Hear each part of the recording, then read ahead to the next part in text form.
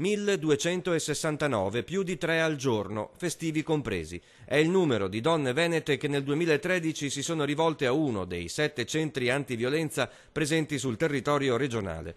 L'incremento rispetto al 2012 ha raggiunto il 92% in provincia di Padova. Le donne stanno cominciando a uscire da quello che noi chiamiamo il silenzio e appunto cominciano a chiedere aiuto. Ricordiamo che secondo i dati nazionali solo l'8% delle donne che subiscono violenza chiede aiuto alle istituzioni. Secondo dati Istat, il 34,3% delle donne residenti in Veneto è vittima di violenza. Il dato è superiore di 2,4 punti alla media nazionale, che è del 31,9%.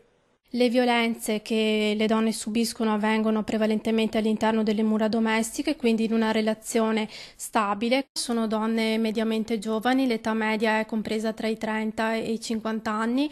La maggior parte di queste, più della metà, ha figli minori, altre hanno figli però maggiorenni, però la maggior parte sono donne che hanno figli appunto in tenera età. La violenza sulle donne non ha differenza di ceto. Tra loro ci sono benestanti e no, disoccupate e lavoratrici, dipendenti e autonome.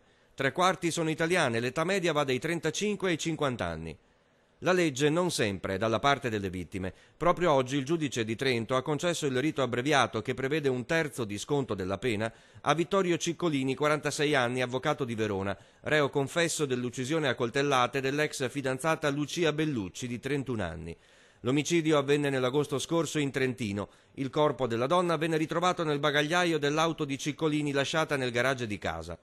Processo rinviato all'8 ottobre. L'accusato ha offerto 200.000 euro di risarcimento alla madre della ex fidanzata.